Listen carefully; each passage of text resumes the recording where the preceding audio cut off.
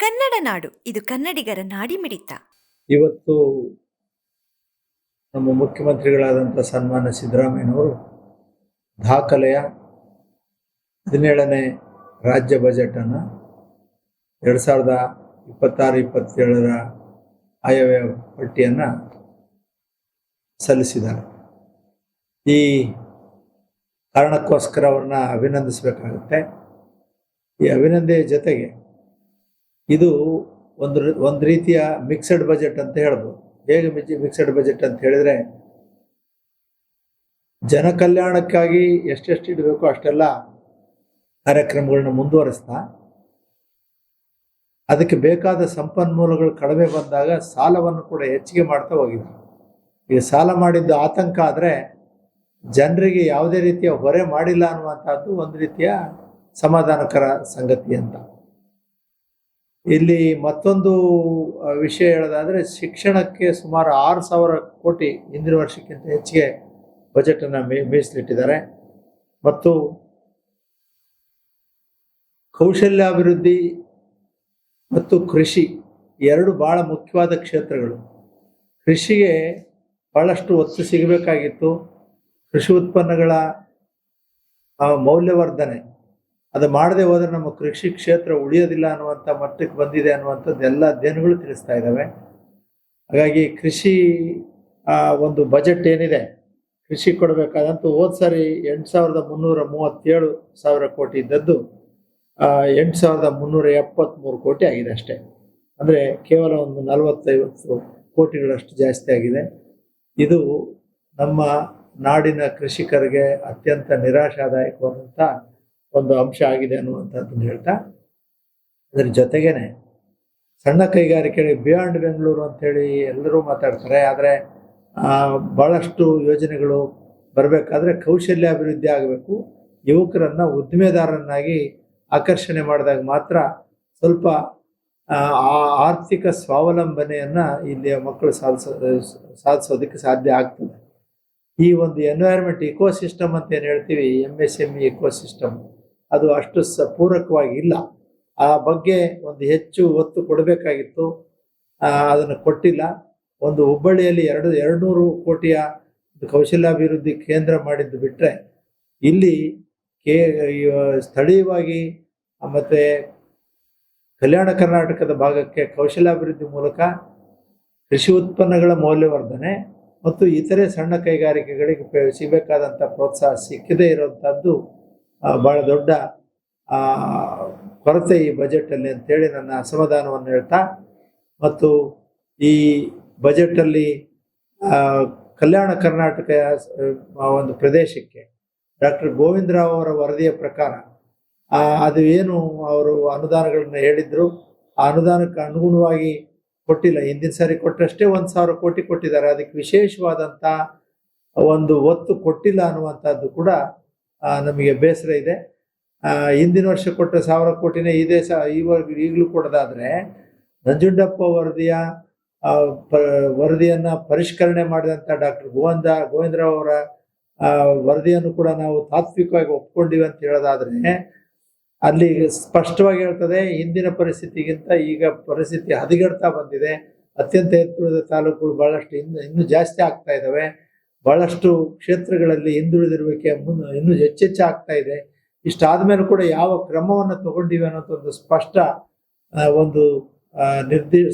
ಮತ್ತು ನಿರ್ದಿಷ್ಟವಾದ ಗುರಿಯ ಕಡೆ ಆ ತೊಂದರೆಗಳನ್ನು, ಆ ಸಂಕಷ್ಟಗಳನ್ನು ಸರಿಪಡಿಸುವಂಥ ಒಂದು ಯೋಜನೆ ಕಾಣ್ತಾ ಇಲ್ಲ ಅನ್ನುವಂಥದ್ದು ಈ ಬಜೆಟ್ನಲ್ಲಿ ನಾವು ಕಾಣುವಂಥ ಭಾಳ ಆತಂಕಕಾರಿಯಾದಂಥ ವಿಷಯ.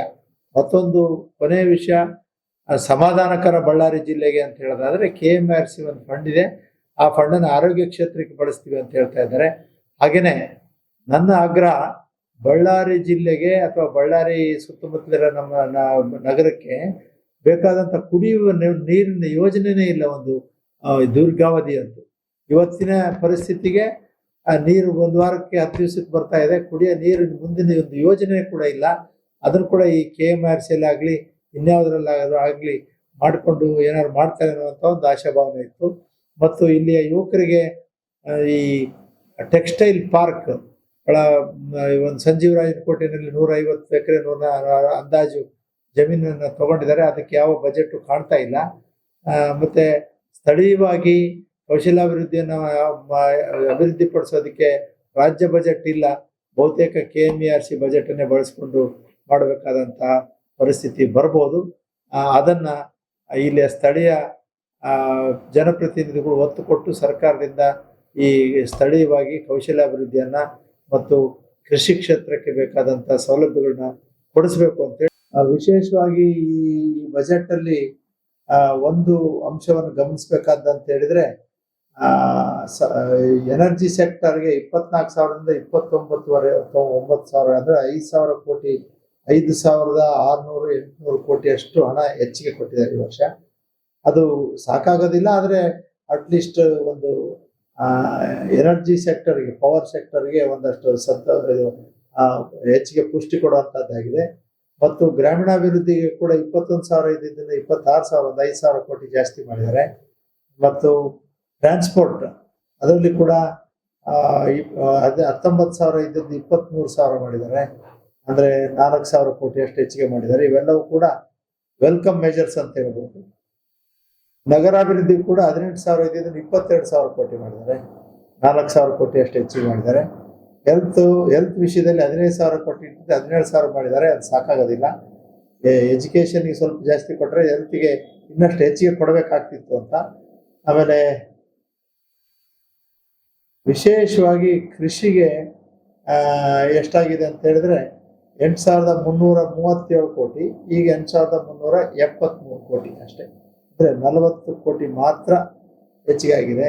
ಇದು ಅತ್ಯಂತ ಅನ್ಯಾಯದ ಕೆಲಸ ಅಂತೇಳಿ ಹೇಳ್ಬೋದು, ಅನ್ಯಾಯದ ಒಂದು ನಿರ್ಧಾರ ಅಂತ.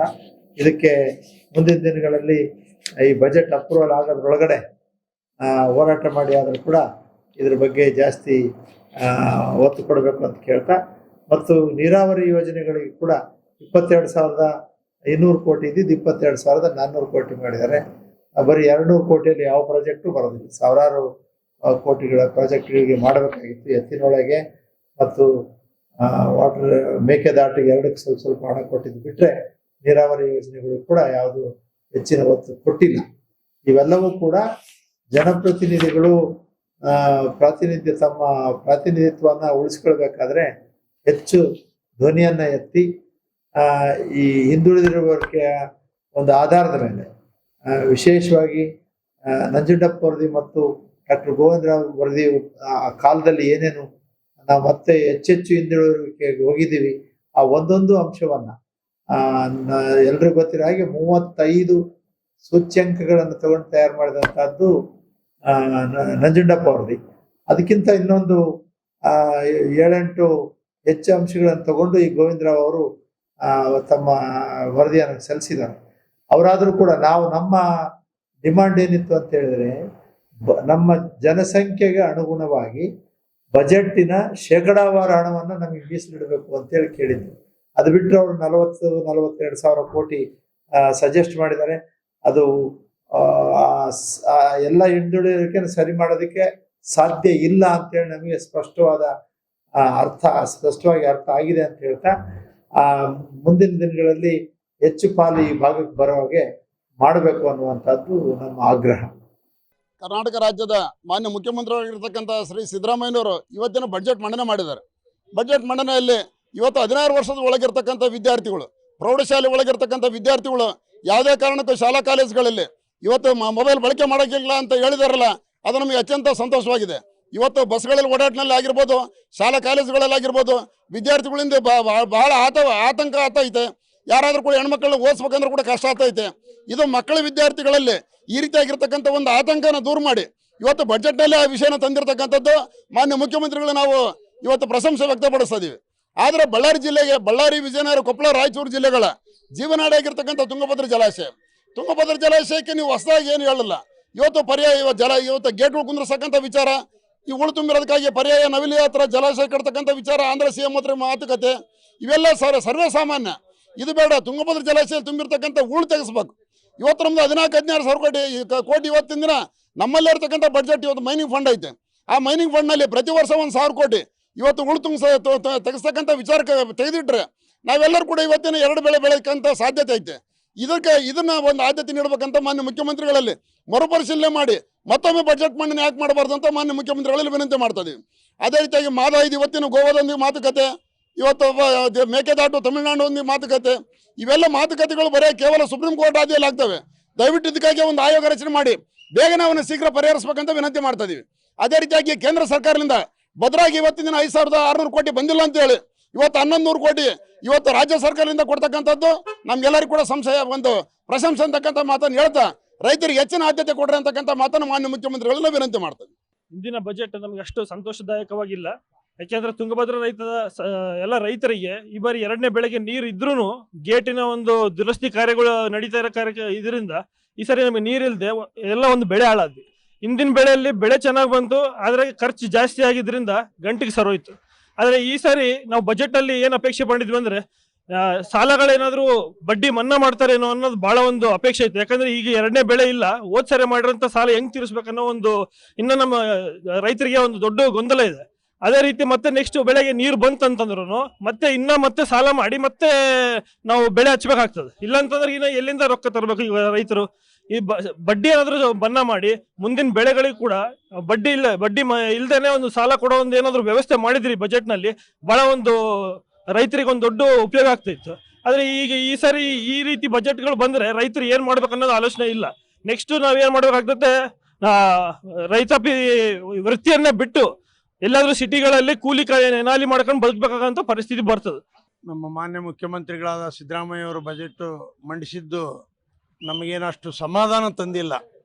ಬಳ್ಳಾರಿ ಭಾಗದ ತುಂಗಭದ್ರಾ ಜಲಾಶಯದ ವಿಚಾರವಾಗಿ ಅದು ಹಳೆ ಬಜೆಟ್ನಲ್ಲಿ 33 ಗೇಟ್ ಅಂತ ಏನಿತ್ತಲ್ಲ ಅದರದೇ ವಿಷಯ ಎತ್ತಿ ಹೇಳ್ಯಾರ.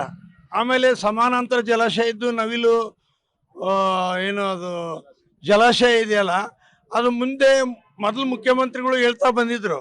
ಹಂಗಾಗಿ ಇದು ಅತಿ ಶೀಘ್ರದಲ್ಲಿ ಬಜೆಟಿನ ಜೊತೆಗೆ ಅಮೌಂಟ್ನ ತೆಗೆದಿಟ್ಟಾಗ ಮಾತ್ರ ಅದಕ್ಕೆ ಫಲಕಾರಿ ಆಗುತ್ತದೆ ಹೊರತು ಇದು ಸುಮ್ಮನೆ ವಿಷಯನ ತರ್ತಾ ನಮ್ಮನ್ನು ರೈತರಿಗೆ ಮೋಸ ಮಾಡಿದಂಗೆ ಅಂತೇಳಿ ಈ ವಿಷಯದಾಗ ನಮಗೆ ಅಸಮಾಧಾನ ಆಗಿದೆ. ಇನ್ನಾದರೂ ಎಚ್ಚೆತ್ತುಕೊಂಡು ನಮ್ಮ DMF ಫಂಡನ್ನು ಇದಕ್ಕೆ ಕನ್ವರ್ಟ್ ಮಾಡಿ ಅನೇಕ ಜಲಾಶಯದ ವಿಚಾರಗಳಿಗೆ ಇನ್ನಿನ್ನ ಆಂಧ್ರದಲ್ಲಿ ಈಗ ಏನು ಕಾಮಗಾರಿಗಳು ನಡೀತಾವಲ್ಲ ಆ ಕಾಮಗಾರಿಗಳನ್ನ ನೋಡಿ ನಾವು ಅತಿ ಉನ್ನತ ಮಟ್ಟದ ನೀರಿನ ಸದ್ಬಳಕೆ ಮಾಡಿಕೊಳ್ಳಲೇಬೇಕು, ಇಲ್ಲದ್ರೆ ಉಗ್ರ ಹೋರಾಟ ಮಾಡ್ತು ಅಂತೇಳಿ ಈ ಮೂಲಕ ಸಿದ್ದರಾಮಯ್ಯನವರಲ್ಲಿ ಕೇಳ್ಕೊಳ್ತಾ ಇದ್ದೀವಿ. ಸಿದ್ದರಾಮಯ್ಯನವರು ಏನು ಬಜೆಟ್ ಮಂಡನೆ ಮಾಡಿದ್ದಾರೆ ಇದು ಸ್ವಾಗತಾರ್ಹ. ಯಾಕಂತಂದರೆ ಇವತ್ತು ನಮ್ಮ ಬಳ್ಳಾರಿ ಜಿಲ್ಲೆ ವಿಷಯವಾಗಿ ಮಾತಾಡ್ಬೇಕಂತಂದರೆ ನಮ್ಮದು ಬಳ್ಳಾರಿ ರೈತರ ಜೀವನಾಡಿ ತುಂಗಭದ್ರಾ ಜಲಾಶಯ. ಇವತ್ತು ಆ ಜಲಾಶಯದಿಂದ ನಮಗೆ ನೀರು ದೇವರು ಹೊರ ಕೊಟ್ಟರು ಪೂಜಾರಿ ಹೊರ ಕೊಟ್ಟರು ಆ ಥರ ಆಗಿದೆ. ಇವತ್ತು 130 TMC ಇರ್ತಕ್ಕಂಥ ಜಲಾಶಯ ಇವತ್ತು 100 TMC ಬಂದಿದೆ. ಅದ್ರ ಬಗ್ಗೆ ಚಕಾರ ಎತ್ತಾ ಇಲ್ಲ, ಉಳು ತೆಗಿಬೇಕಾಗಿದೆ. ಹಿಂಗೆ ಇವಾಗ ನೋಡಿ ಲಾಸ್ಟ್ ಟೈಮು ಏನೋ ಗೇಟ್ ರಿಪೇರಿ ಅಂತೇಳಿ 2ನೇ ಬೆಳೆಗೆ ನೀರಿಲ್ದಂಗೆ ಮಾಡಿದರು. ಇದರಂಗೆ ಶಾಶ್ವತವಾದ ಪರಿಹಾರ ಇರ್ಬೇಕು ಯಾವುದೇ ಒಂದು ಬಜೆಟ್ನಲ್ಲಿ ರೈತರಿಗೆ. ಇದು ಒಂದು ನಮಗೆ ಕೊರತೆ ಎದ್ದು ಕಾಣಿಸ್ತಾ ಇದೆ. ಆಮೇಲೆ ಒಂದು ಸ್ವಾಗತಾರ್ಹ ಏನಂತಂದರೆ ಇವತ್ತು ಶಾಲಾ ಕಾಲೇಜುಗಳಲ್ಲಿ 16 ವರ್ಷಕ್ಕಿಂತ ಕಡಿಮೆ ಇರತಕ್ಕಂಥ ಮಕ್ಕಳಿಗೆ ಮೊಬೈಲ್ ಬಳಕೆ ನಿಷೇಧ ಮಾಡಿದ್ದಾರೆ. ಇದು ಒಂದು ಸ್ವಾಗತಾರ್ಹ. ಇಷ್ಟು ಹೇಳ್ಬೋದು. ಆಮೇಲೆ ರೈತರಿಗೆ ಬೆಂಬಲ ಬೆಲೆ ಘೋಷಣೆ ಮಾಡಬೇಕು ದಯವಿಟ್ಟು ಮುಂದೆ. ಇದು ಯಾಕಂದರೆ ಸುಮ್ಮನೆ ಕಣ್ಣೊರೆಸೋ ಕೆಲಸ ಮಾಡಬಾರ್ದು. ನಮಗೆ ನಿಜವಾದ ಇವತ್ತು ಏನಾದರೂ ರೈತ ಈ ದೇಶದ ಬೆನ್ನೆಲುಬು ಅಂತ ಏನು ಹೇಳ್ತಾರಲ್ಲ, ಮೊದಲು ರೈತರಿಗೆ ಹೆಚ್ಚಿನ ಕಾಳಜಿ ವಹಿಸಬೇಕು, ರೈತರ ಬಗ್ಗೆ ಗಮನ ನೀಡಬೇಕು. ನಮ್ಮ ಬಳ್ಳಾರಿ ಜಿಲ್ಲೆ ವಿಷಯಕ್ಕೆ ಬಂದಾಗ ನಮಗೆ DMF ಫಂಡ್ ಅಂತಿದೆ, ಗಣಿ ಮತ್ತು ಆಮೇಲೆ KMARC ಕಡೆಗೆ ಒಂದು 20,000 ಕೋಟಿ ಇದೆ. ಆದರೆ ಇಲ್ಲಿ ಆಯ್ಕೆ ಆದಂಥ ಜನನಾಯಕರು ಏನಿದಾರ ಅವ್ರ ಇಚ್ಛಾಶಕ್ತಿ ಕೊರತೆ ಇದೆ, ಅದು ಸರಿಯಾಗಿ ಸದ್ಬಳಕೆ ಆಗ್ತಾ ಇಲ್ಲ. ಗಣಿಬಾಧಿತ ಪ್ರದೇಶಗಳು ಭಾಳ ಇದ್ದಾವೆ. ಅಲ್ಲಿ ನಾವು ಅಲ್ಲ ಇಲ್ಲಿ ಜನನಾಯಕರೇನಾದರೂ ಆಲೋಚನೆ ಮಾಡಿದ್ರೆ ಒಳ್ಳೊಳ್ಳೆ ಕಾರ್ಯಕ್ರಮ ಮಾಡ್ಬೋದು. ಇದೆಲ್ಲ ಇಚ್ಛಾಶಕ್ತಿ ಕೊರತೆಯಿಂದ ನಮ್ಮ ಬಳ್ಳಾರಿ ಸೊರಗ್ತಾ ಇದೆ. ಈ ವಿಷಯ ಹೇಳೋಕ್ಕೆ ನಾನು ತುಂಬ ನೋವು ಪಡ್ತಾ ಇದ್ದೀನಿ. ದಯವಿಟ್ಟು ಆ ಒಂದು ಏನು ಫಂಡ್ ಇದೆಯಲ್ಲ ಸದ್ಬಳಕೆ ಆಗ್ಬೇಕಂತ ಈ ಮೂಲಕ ಕೇಳ್ಕೊಳ್ತಾ ಇದ್ದೀನಿ. ವೀರೇಶ್ ಗಂಗಾವತಿ. ಸಬ್ಸ್ಕ್ರೈಬ್ ಮಾಡಿಕೊಳ್ಳಲು ಕೂಡಲೇ ಪಕ್ಕದಲ್ಲಿ ಕಾಣುವ ಬೆಲ್ ಐಕಾನ್ ಕ್ಲಿಕ್ ಮಾಡಿ ನೋಟಿಫಿಕೇಶನ್ ಪಡೆಯಿರಿ.